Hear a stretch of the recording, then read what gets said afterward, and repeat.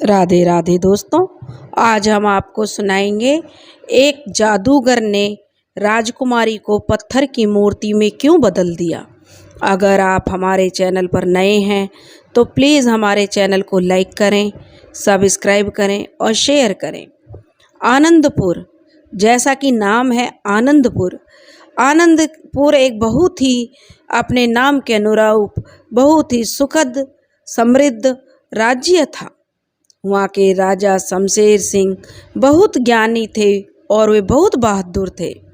उनके परिवार में रानी और उनकी इकलौती बेटी थी। इकलौती राजकुमारी का नाम चंद्रकला था, जो कि बहुत ही खूबसूरत और प्रभु की भक्त थी। हमेशा प्रभु की भक्ति और लोगों की सेवा करना राजा अपना कर्तव्य समझते थे। राज्य भी किसी स्वर्ग से कम नहीं था। चारों तरफ फल फूल के पौधे, नदियां कलकल करते झरने और पहाड़ियों से घिरा हुआ राज्य था। जहां प्रजा बहुत सुखी थी, वहां प्रजा को किसी प्रकार का कष्ट नहीं था। जो राजा के कुलगुरु थे, उनका नाम विश्वानंद था।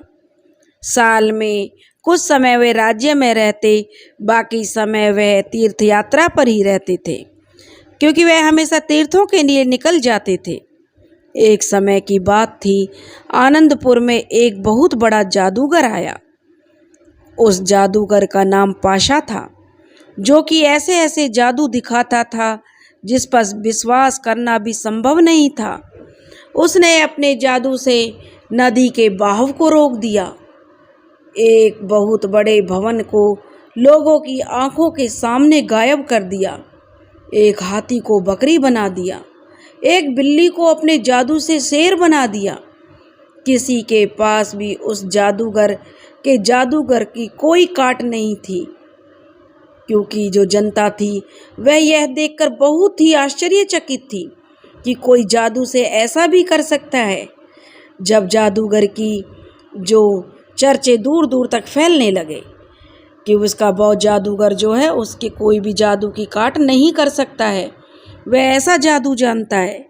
जब यह खबर राजा शमशेर सिंह तक पहुंच गई तो उन्होंने अपने सेनापति वीरभद्र को आदेश दिया कि उस जादूगर को दरबार में आने का निमंत्रण दिया जाए, क्योंकि राजा अभी कला के पारखी थे और जो भी कलाकार होता था उसकी कला का प्रदर्शन करवाते थे और उचित इनाम देकर उसे सम्मानित करते थे।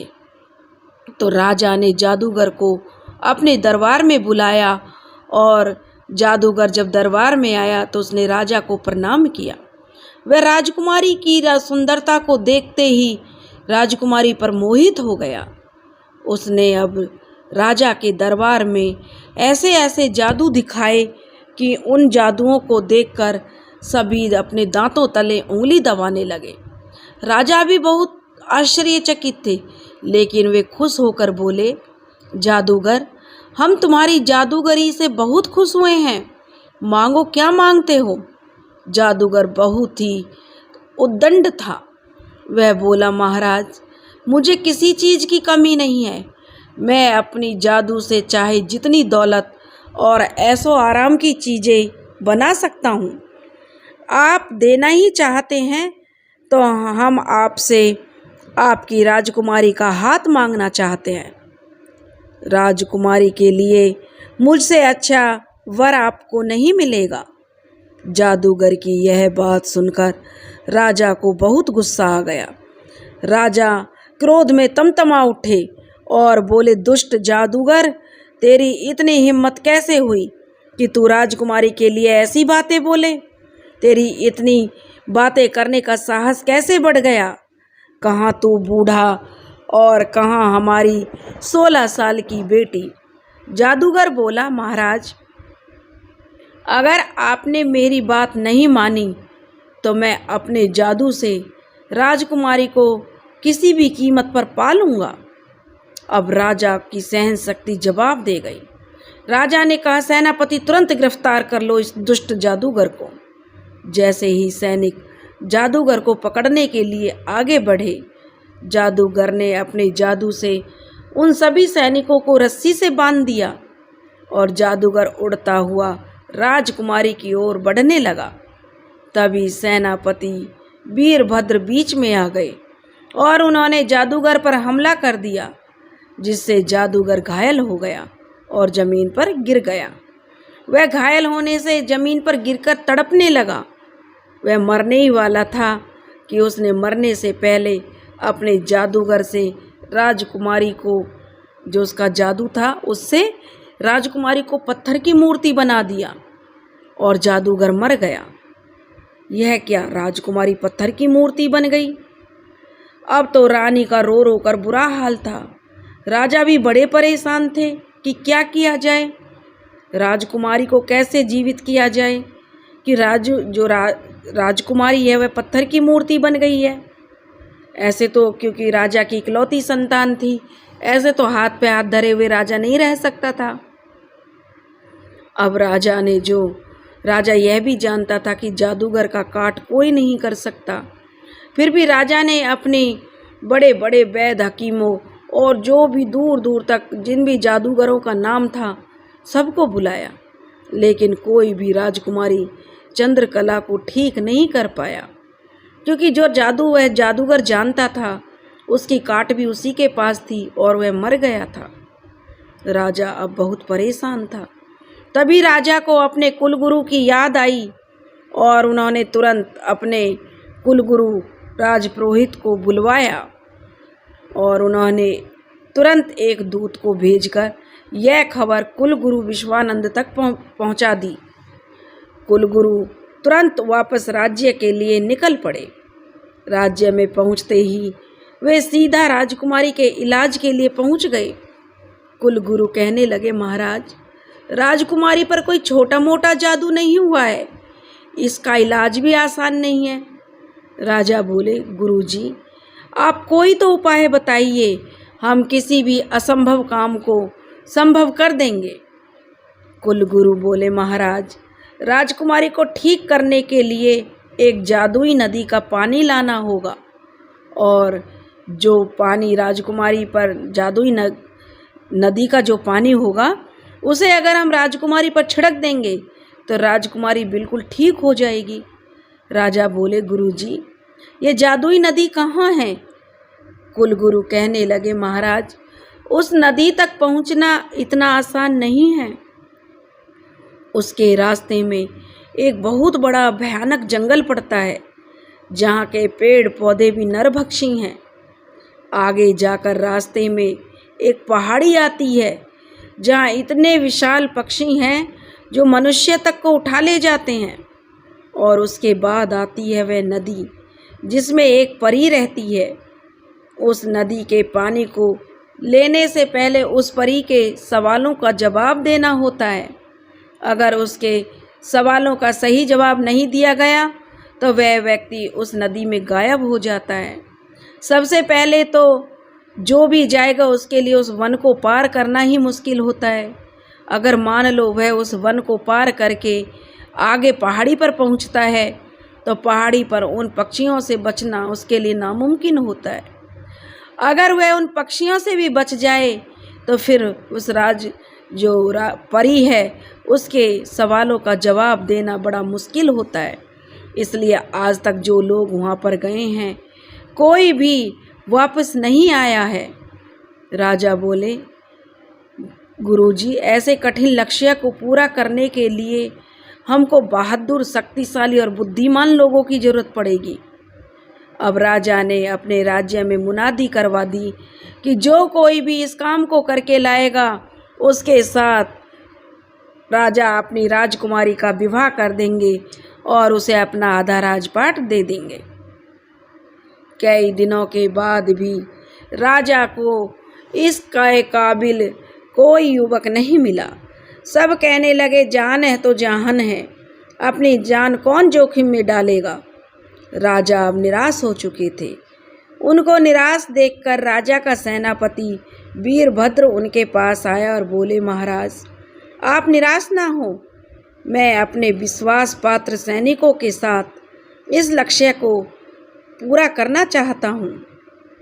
राजा को एक उम्मीद बंधी और राजा ने अपने सेनापति की बहादुरी से खुश होते हुए और एक दिन सेनापति जो राजा से आज्ञा लेकर अपनी यात्रा पर निकल पड़ा। अब सेनापति और सैनिक कई मुसीबतों का सामना करते हुए आगे बढ़ते जा रहे थे।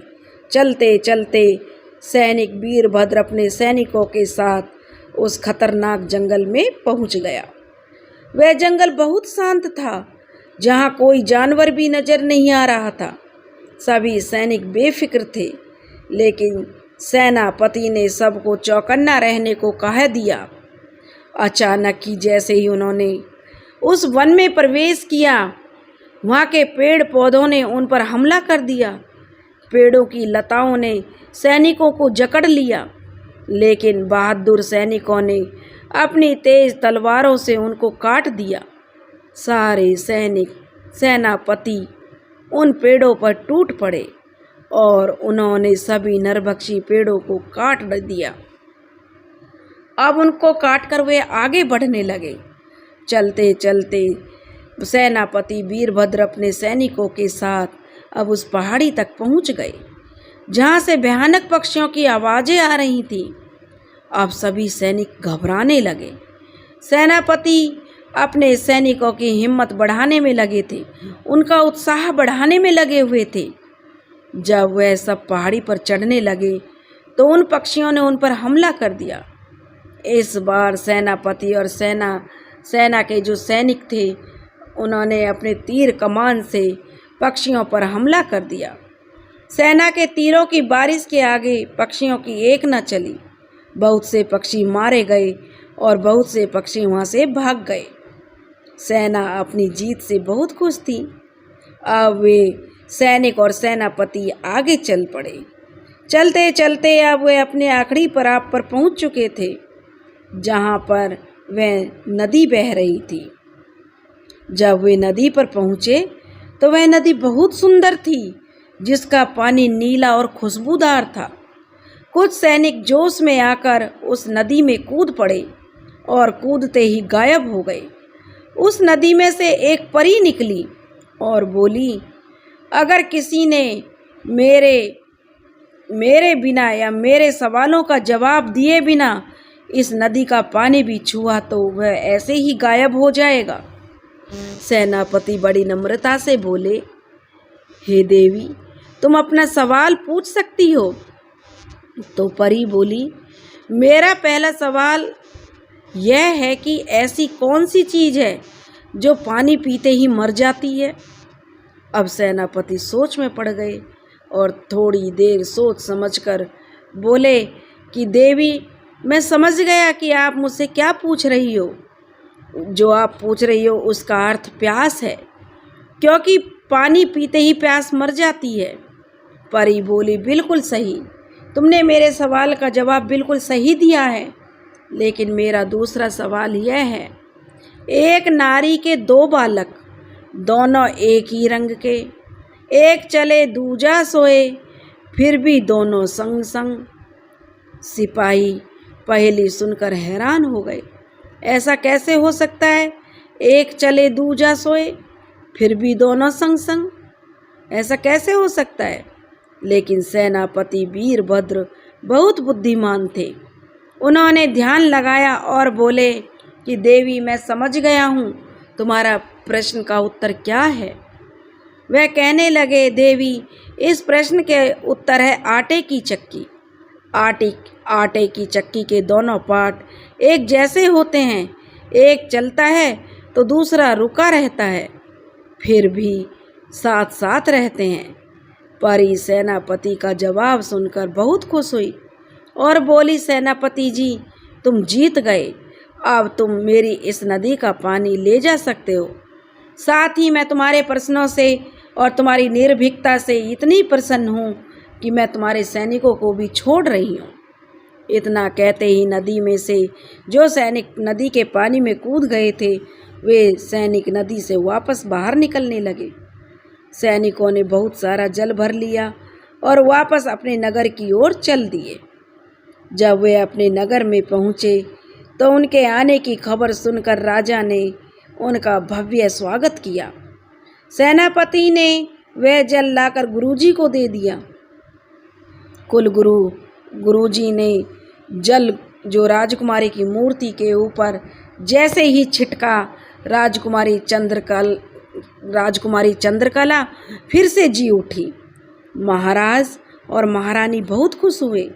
गुरु विश्वानंद ने महाराज को एक सलाह दी, जिसे महाराज ने खुशी खुशी मान लिया। भरे दरबार में राजा शमशेर सिंह ने अपने वचन के मुताबिक कहा कि मैं अपनी बेटी चंद्रकला की शादी का ऐलान करता हूँ। उन्होंने कहा कि मेरी बेटी की शादी सेनापति वीरभद्र के साथ होगी और सेनापति वीरभद्र ही उनके भावी राज्य के राजा होंगे। सेनापति यह सुनकर एकदम चौंक गए। सारे दरबार में सेनापति के नाम के जय जयकार होने लगे। राजकुमारी भी सेनापति वीरभद्र और उसकी वीरता पर बहुत खुश थी और उसे मन ही मन पसंद करती थी। इतना साहसी और वीर पति के रूप में सेनापति को पाकर वह बहुत प्रसन्न थी और राजा ने अब एक अच्छा सा मुहूर्त देखकर अपने सेनापति और राजकुमारी का विवाह संपन्न करा दिया। अपने वादे के मुताबिक राजा बूढ़ा हो चला था, तो उन्होंने जो सेनापति वीरभद्र था उसका राज्य अभिषेक कर दिया और उसे राज्य का राजा घोषित कर दिया। अब राज्य में चारों तरफ सुख शांति थी, कोई किसी को कष्ट नहीं था। सेनापति वीरभद्र अब राजा बन चुका था। उसने बहुत अच्छे से शासन किया और सुखी पूर्वक वह राज्य चलाने लगा। अब उनके दिन बड़े खुशी के साथ गुजर रहे थे। वे बहुत खुश थे। राजा रानी भी खुश थे, राजकुमारी भी खुश थी कि उसको इतना बहादुर पति मिला और राजा को अपना राज्य का एक सुयोग्य, बुद्धिमान और बलशाली राजा मिल गया था। इसलिए चारों तरफ शांति ही शांति थी और उसके राज्य में हर प्रकार से आनंद था। आनंदपुर नाम नगर का जो नाम था वह एक बार फिर सार्थक हो गया था। प्रजा में किसी प्रकार का कोई भी मनमुटाव या किसी भी प्रकार की कोई कमी नहीं थी। सब सुख चैन से जी रहे थे। दोस्तों, अगर आपको कहानी पसंद आई हो तो प्लीज़ ज़्यादा से ज़्यादा लाइक करें। राधे राधे।